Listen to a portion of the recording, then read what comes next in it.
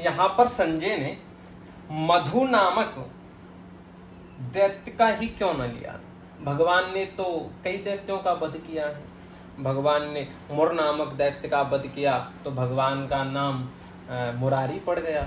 मुर के अरि भगवान मुरारी हो गए। भगवान ने कंस इत्यादि दैत्यों का वध किया, लेकिन वहां किसी का नाम नहीं लिया। मधु का ही नाम क्यों लिया? मधु का नाम इसलिए लिया क्योंकि भगवान ने जो मधु नामक दैत्य का वध किया है वो बाहुबल से नहीं किया है प्यारे। किससे किया है? बुद्धि से किया। इस मधु नामक दैत्य की कथा श्रीमद् देवी भागवत महापुराण में बड़े विस्तार से वर्णन किया गया है जिसका। तो ये मधु और कैटव दो दैत्य थे, तो दोनों का ही भगवान विष्णु जी ने किया। तो इन्होंने जब भगवान ने युद्ध किया तो बाहुबल से मरने वाले नहीं थे। ब्रह्मा जी से कहा हमसे युद्ध करिए, शंकर जी से कहा हमसे युद्ध करिए, किसी से युद्ध, उन ब्रह्मा जी और शंकर जी तो युद्ध करने में भी सक्षम नहीं हुए। तब अंततः भगवान विष्णु ने युद्ध किया तो 5000 वर्ष तक युद्ध करते रहे, लेकिन मधु नामक दैत्य का वध नहीं हुआ।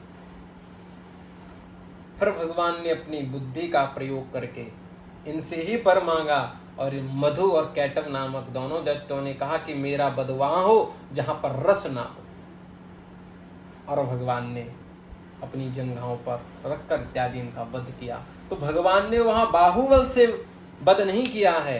तो मानो संजय कहना चाह रहे हैं कि अब जो बोलने वाले हैं वो मधुसूदन हैं, क्योंकि अभी तक जो धृष्टराज को गलतफहमी है कि हमारे जो बेटे हैं, हमारी जो सेना है वो अधिक बलवान है, पांडव की सेना में इतना बलशाली और पराक्रमी नहीं है। तो मानो संजय कहना चाह रहे हैं कि ये वो हैं श्री कृष्ण, वो हैं मधुसूदन हैं, ये बल से नहीं बुद्धि से मारने वाले। और आप पूरे महाभारत को उठाकर देख लीजिए, कृष्ण ने कहीं भी बाहुबल का प्रयोग नहीं किया। कौरवों को मारने में या मरवाने में श्री कृष्ण ने बाहुबल का प्रयोग नहीं किया। जहां भी प्रयोग किया अपनी बुद्धि का प्रयोग किया है। और द्वितीय अध्याय का प्रथम श्लोक ही ये निश्चित कर दिया कि अब इस संपूर्ण महाभारत में भगवान बाहुबल नहीं बुद्धि का प्रयोग करने वाले हैं, क्योंकि मधुसूदन है। मधुसूदन उवाच, मधुसूदन बोले, क्या बोले? इस पर भी बड़ा जोर दिया। इदम वाक्यम, इदम वाक्यम, यह वाक्य बोले। मधुसूदन यह वाक्य बोले। क्या वाक्य बोले? तम तथा कृपयाविष्टम, तम मीन्स अर्जुन, तम अर्जुनम, तम अर्जुनम। अर्जुन कैसा है? कृपयाविष्टम, करुणा से भरा पड़ा है अर्जुन। अश्व, जिसके नेत्र अश्वों से भींज चुके हैं, और आकुले इक्षणम, जिसकी आंखें आंसुओं से भींज चुकी हैं, ऐसा अर्जुन। विषीदंत, जो करुणा से भरा है, ऐसे अर्जुन को जब देखा भगवान ने, तब भगवान बोले। और ये जो अर्जुन है ना, ये अंदर से बीमार है। अर्जुन, आप प्रथम अध्याय पढ़ोगे गीता का, तो प्रथम अध्याय में केवल और केवल अर्जुन बोला, भगवान तो बोले भी नहीं।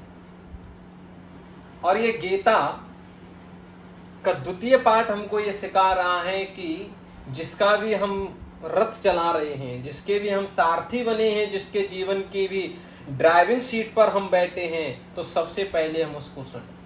कोई हमारे पास सलाह लेने आए, कोई एडवाइस लेने आए, कोई अपना दुख सुनाए, तो सबसे पहले बोलने से पहले उसको सुनो, क्योंकि जो सबसे अच्छा श्रोता होगा वही सबसे अच्छा वक्ता बन सकता है। तो सबसे पहले सुनो। तो भगवान ने शिक्षा दी कि भगवान पहले अध्याय में बोले ही नहीं, अर्जुन ही बोलता रहा, और इतना बीमार अर्जुन हो गया है। कृपया विष्टम, करुणा से भरा है, अश्रुपूर्णे जिसके नेत्र आंसुओं से भर चुके हैं, और विषीदन्तः ऐसे अर्जुन जो ये कह रहा है कि गांडीवं स्रंसते हस्तान् त्वाचैव पैरीदैहते, गांडीवं संसृते हस्तात् त्वयैव पैरीदैहते, कि अर्जुन कह रहा है कि हमारे हाथ से गांडीव गिरा जा रहा है। देखिए कितना बीमार। आजकल जो भी लोग सुसाइड कर लेते हैं, आत्महत्या कर लेते हैं, मौत तो उनकी भी होती है। कई लोगों की मौत बीमारी से होती है, रोग से होती है, या बाहरी एक्सीडेंट कुछ हो जाए उससे होती है, और कई लोगों की मौत अंदर से जब बीमार होते हैं उनकी भी हो जाती है, जब मानसिक बीमार होते हैं। और ये जो गीता है ये मानसिक बीमार लोगों का इलाज करने वाली है, इसलिए इसको मानव मात्र का ग्रंथ कहा गया है। ये कहना कि ये केवल हिंदुओं का ग्रंथ है तो इसके छोटेपन को प्रदर्शित करेगा। गीता केवल हिंदुओं का ग्रंथ नहीं है, गीता मानव मात्र का ग्रंथ है। चाहे इंडियन हो, चाहे फॉरेन हो, चाहे हिंदू हो, किसी भी पंथ का व्यक्ति हो, गीता सबके लिए है और सार्वभौमिक ग्रंथ है, केवल भारतवर्ष के लिए ही नहीं है। संपूर्ण पृथ्वी पर कोई मानव मात्र है और अपनी समस्याओं से जूझ रहा है तो उसके लिए एकमात्र, जो अंदर से बीमार है उनके लिए एकमात्र गीता है। और आजकल लोग बाहर से ज्यादा अंदर से बीमार है, इसलिए गीता को सार्वभौमिक ग्रंथ और मानव मात्र का ग्रंथ कहा गया। अर्जुन अंदर से बीमार है, अर्जुन का गांडीव गिरा जा रहा है, जबकि ये वही अर्जुन है जिस अर्जुन का नाम सुन के अच्छे अच्छे योद्धाओं और वीरों के गांडीव गिर जाते थे।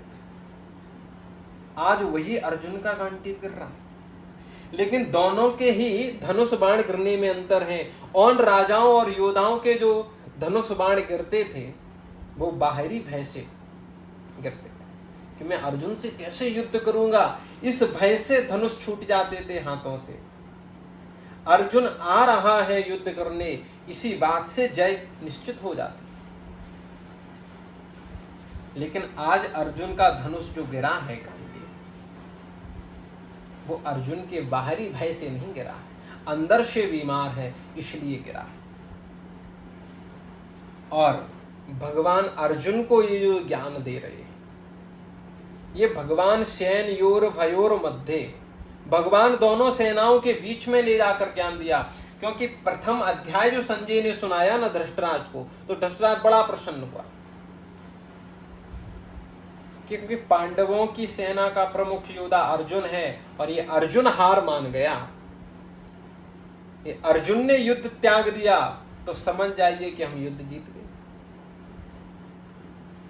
इसलिए भगवान को यदि पांडवों को यह पता पड़ जाता कि अर्जुन सरेंडर कर रहा है तो पांडवों की सेना का मनोबल टूट जाता, और कौरवों को कहीं पता पड़ जाता कि अर्जुन सरेंडर कर रहा है, युद्ध नहीं करेंगे, बैठ चुका है, रथ में खड़ा ही नहीं हो रहा है, गांडीव छोड़ दिया है हाथ से, तो कौरवों की सेना का मनोबल बढ़ जाता। इसलिए भगवान ने जो ये ज्ञान दिया है तो दोनों सेनाओं के, यानी कि जहां अर्जुन का रथ खड़ा है उतनी ही बराबर दूरी कौरवों की सेनाओं की है, वहां से उतनी ही दूरी पांडवों की सेना। इसलिए दोनों सेनाओं को कुछ दिखा नहीं, कुछ सुनाई नहीं दिया कि ये अर्जुन बोल क्या रहा है, कृष्ण कह क्या रहे। केवल ये समझ में आया दोनों को कि कुछ युद्ध के लिए मंत्रणा हो रही है, लेकिन कहीं ये पता पड़ जाता कि अर्जुन सरेंडर कर दिया है तो कौरव का मनोबल बढ़ जाता और पांडवों का मनोबल बढ़ जाता। तो ये भी हमको एक गीता पाठ दे रही है कि हम किसी को शिक्षित कर रहे हैं, किसी का रथ चला रहे हैं, किसी के जीवन के सारथी बने हैं, तो हमको ये अच्छी तरह से भान होना चाहिए कि उसके जो शत्रु हैं उसका मनोबल टूट रहा है, ये उन्हें पता नहीं पड़ना चाहिए। तो आइए एक बार पुनः पढ़ लें। तम तथा कृपया विष्टम अश्वपूर्णा कुलेक्षणं विसीदन्तमिदं वाक्यं उवाच मधुसूदनः। अब भगवान श्री मधुसूदन क्या बोले ये आपको कल बताऊंगा मैं कि भगवान ने अर्जुन से क्या कहा। और ये वीडियो केवल अपने तक ही सीमित नहीं करना है, हम सबको सुनाना है, मम्मी को भी सुनाना है, पापा को भी सुनाना है, क्योंकि गीता एक ऐसी है कि हर आयु के वर्ग के लिए आवश्यक है। अपने यार मित्रों को, अपने छोटे भाइयों को, हर किसी को आप ये भेजकर, और जो बीमार हैं अर्जुन की तरह, उनको हम किस प्रकार इस गीता से वो स्वस्थ हो जाएं। क्योंकि कभी लोगों का दिल टूट जाता है, तो कभी कोई फांसी लगा रहा है, कोई कुछ खा रहा है, कोई नदी में कूद रहा है, क्या है कि वो अंदर से बीमार है। तो अंदर से बीमार लोगों का इलाज करने का काम गीता करती है। तो इसलिए इस गीता को अपने परिवार में, अपनी फैमिली में, अपने यार मित्र दोस्तों के बीच इस वीडियो को अवश्य सुनाएं, अवश्य दिखाएं। और भगवान ने क्या कहा ये आपको अगले एपिसोड में